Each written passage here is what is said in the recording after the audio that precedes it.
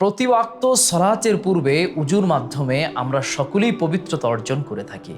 কেননা পবিত্রতা অর্জনকারীকে আল্লাহ সুবহানাহু ওয়া তাআলা ভালোবাসেন বলে পবিত্র কোরআনে বর্ণিত হয়েছে। এ মর্মে আল্লাহ সুবহানাহু ওয়া তাআলা ইরশাদ করেছেন, ইন্নাল্লাহা ইউহিব্বুত তাওয়াবিন ওয়া ইউহিব্বুল মুতাতাহহিরিন।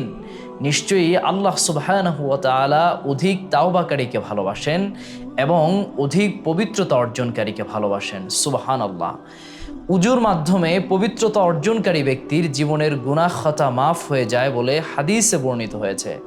এই মর্মে রাসূল সাল্লাল্লাহু আলাইহি ওয়া আলিহি ওয়াসাল্লাম ইরশাদ করেছেন, মান তাওয়াদ্দা ফাআহসানাল উদুআ খরাজাত খতায়াহু মিন জাসাদিহি হাত্তা তাখরুজা মিন তাহতি আযফারিহি।